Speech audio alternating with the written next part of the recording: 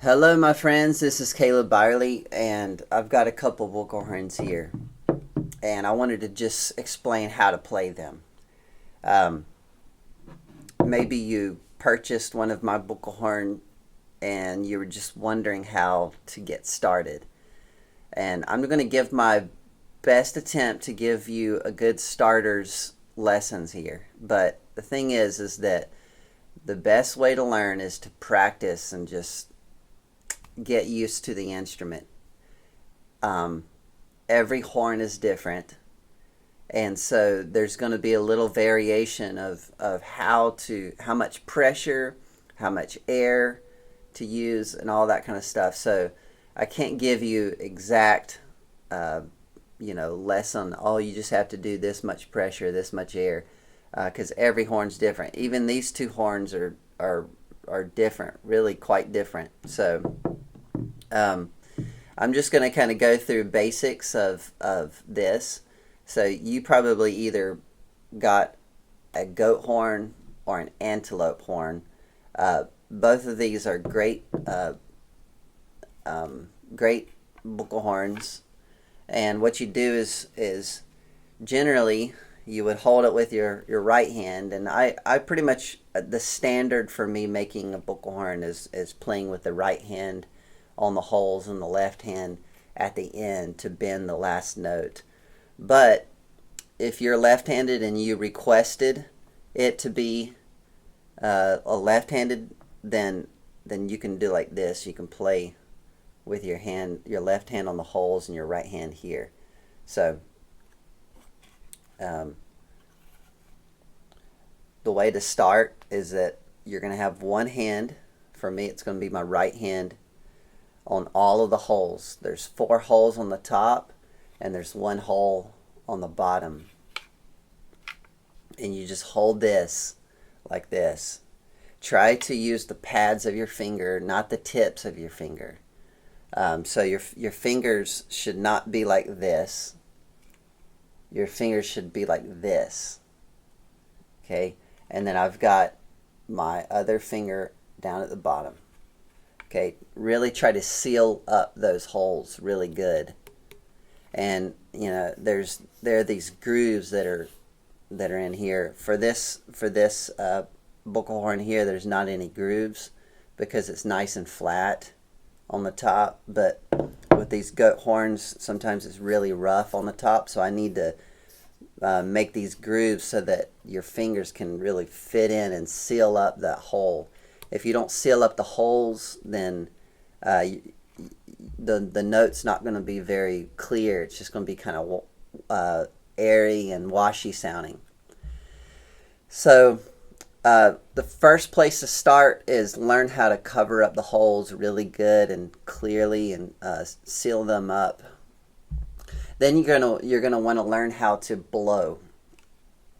I like to have all of my holes covered and learn how to blow that first note. So what you do is, if you don't blow, you can't just simply blow in like this.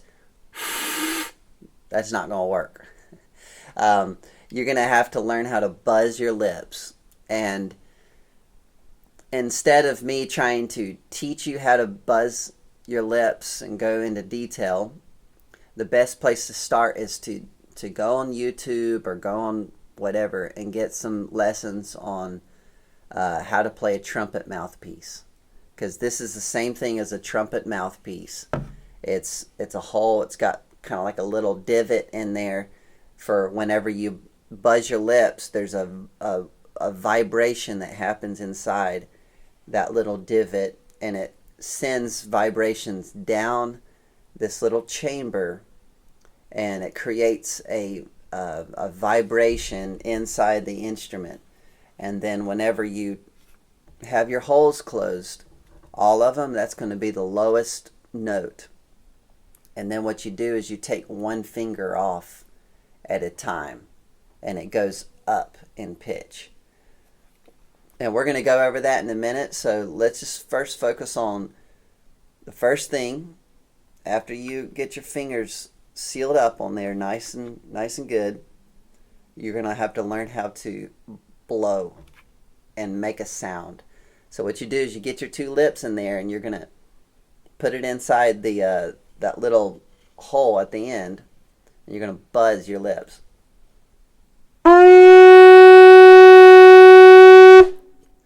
And get used to doing that.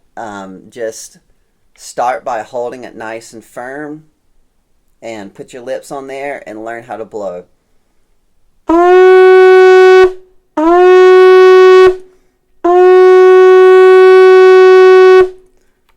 And that in itself may take a day, it may take a week, it may take 2 weeks to really get a good blow, really good clear sound to it. You know, at first you might sound like this,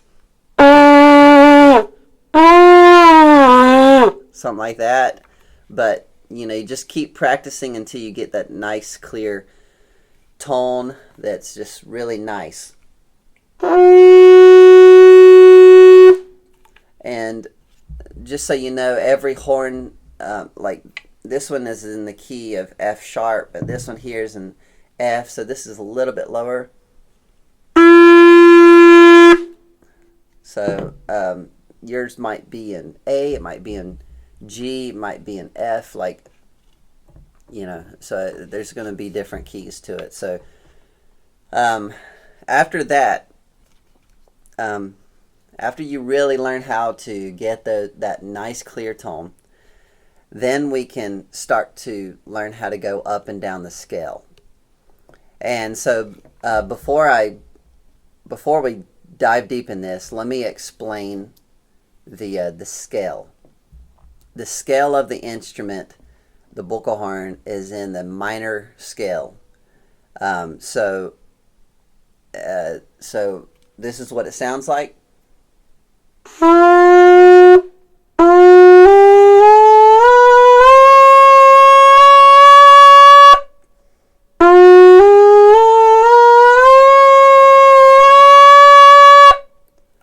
Alright, and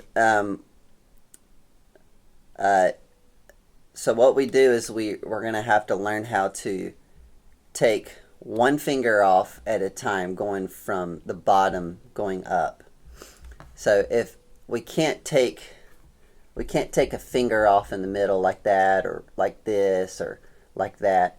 You have to take one finger off at a time, from going from the bottom up, and then this last note here at the bottom. So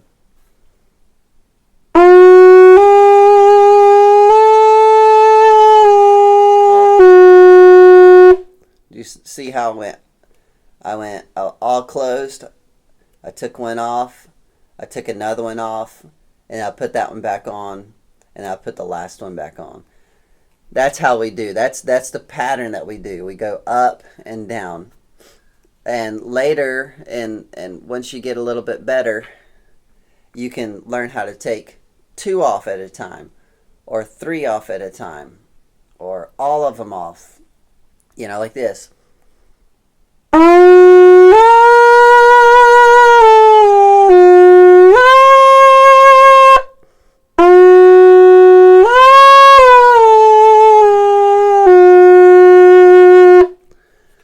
So that's going to take time to really get used to the type of pressure that you need.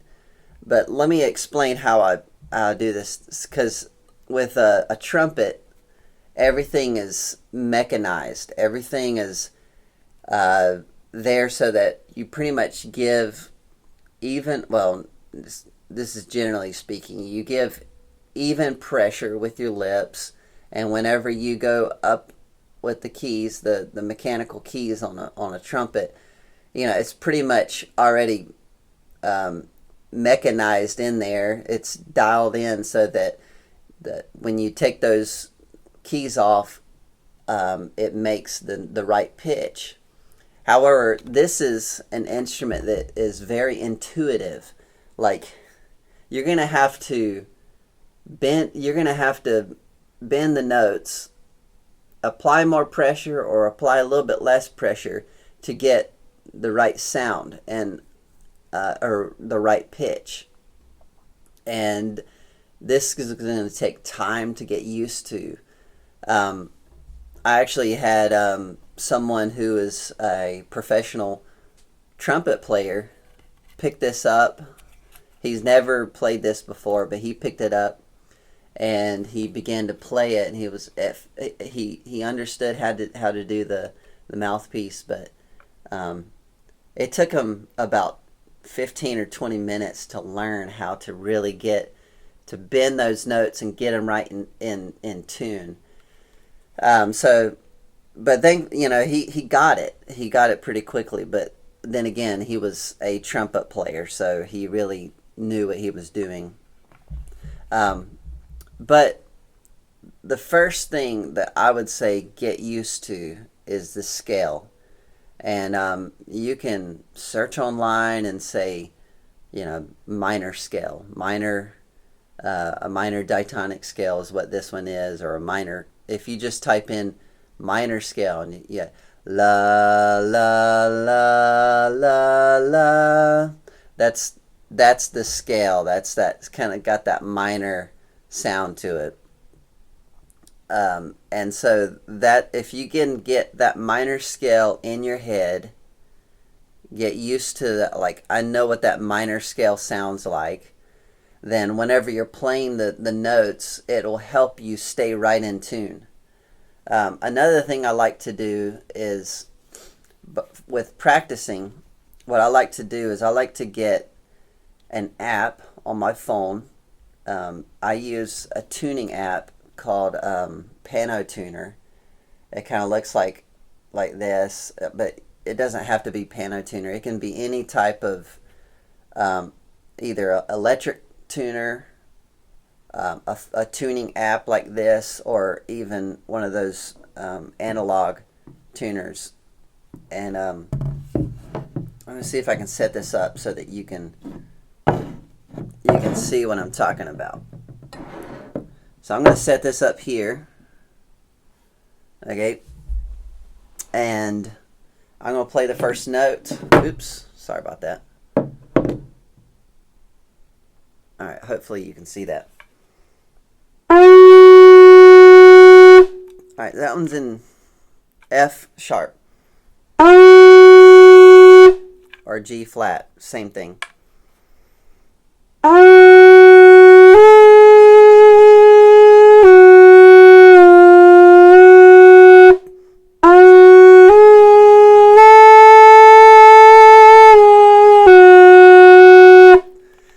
So what I'm doing is I'm watching the app as I'm playing, or watching the tuner as I'm playing, and I'm trying to learn how to play those notes and be right on in tune. And what that does is that trains my body, it trains my lips, it trains my mind how to be right in tune. And this is going to help you if you ever play with a band or play with other instruments, is that you got to be in tune with other instruments, and so you can't just play whatever you want. Now, if I was playing solo, I could. If I was just playing just by myself, I could easily just go up and down the scale, play whatever notes I want, and as long as it sounds good, then it sounds good.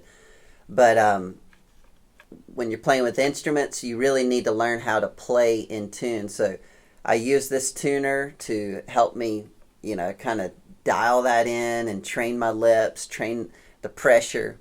But it could also help just kind of learning how to go up and down the scale. It's like this.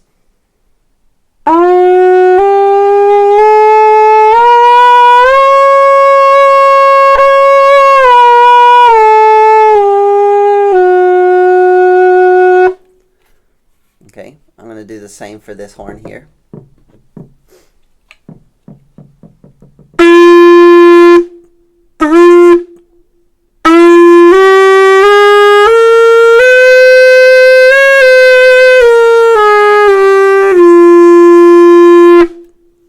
Okay, so that gives you an idea of how to do that.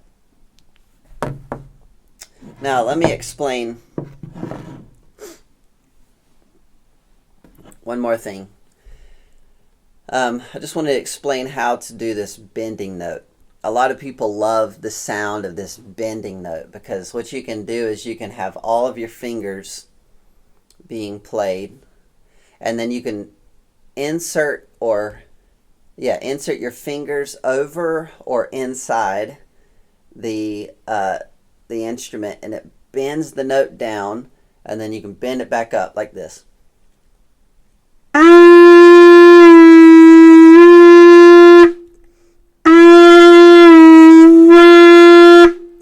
And what that does is it bends a half step down, and then you can come back up, and it just creates this really cool sound to it. Really, a drone note, a lawing note, and so that you can either put your finger in or you can put your finger over. And really, for each instrument, it's a little bit different for each horn. For this particular horn, I like to go over, because when I put it in, it kind of makes it a muffled sound. But listen, when I put it over, usually with two fingers, it sounds a little bit more clear.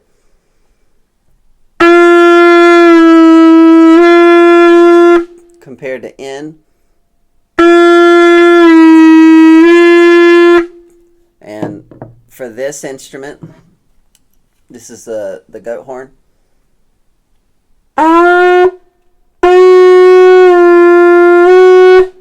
I'll go in, just because really you just have to figure out what works best for your horn.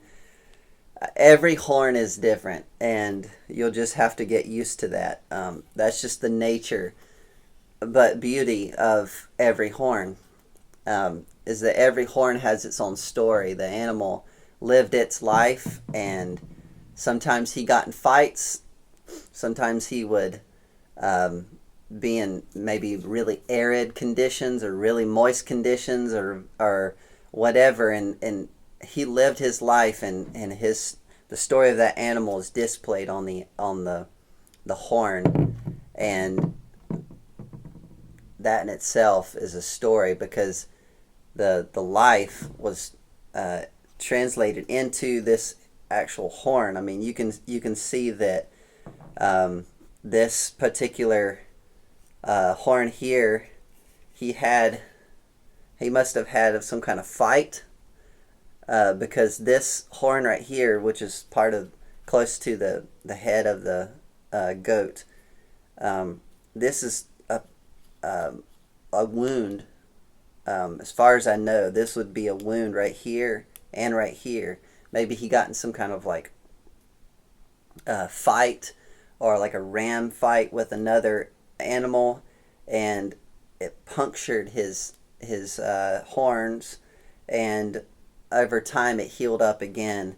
And so that actually makes a big difference of how it sounds. It's kind of creates its own type of sound, because the way it vibrates is different if it didn't have those wounds. So anyway, that's kind of cool. And anyway, I hope that just gives you a good quick tutorial of how to get started on this instrument. I know that's not, you're not going to get it in 10 minutes. I mean, that's just the reality of this instrument. It is an instrument that's challenging to learn. Some people say it's one of the most difficult instruments to play, and I'm a multi-instrumentalist, and I would say it's pretty difficult, but at the same time, like, you can learn it. It does take time, but you can learn it. Like anything, when you practice, you get better at it, and that's the challenge of this instrument, is that it takes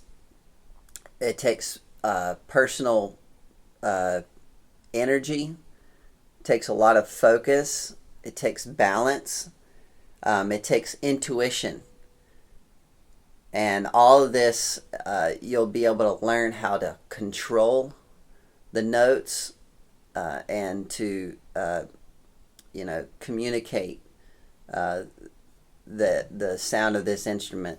And so that's the very cool thing, is that this instrument is very bold. It's a instrument that gathers people. It brings people in.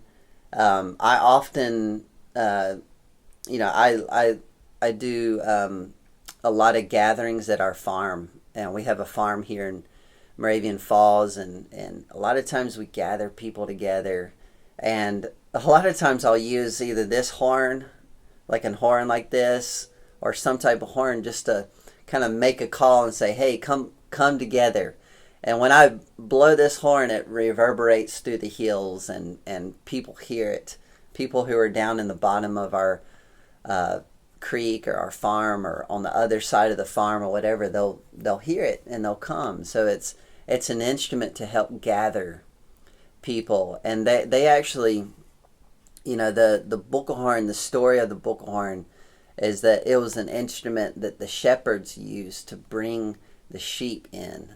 It was also an instrument that the shepherds used to ward off the predators that tried to come. So it's really cool dynamic of both bringing bringing in your flock, or bringing in the people, as well as warding off predators, trying to, like, getting them to go off and saying, hey, you're not allowed here. So it's a tool of a shepherd. It's a tool of a leader. So anyway, that's a really cool example of what this instrument can do. So keep practicing, work hard at it. If you have any questions, feel free to reach out to me, and I'm happy to help in any way. All right, thank you very much.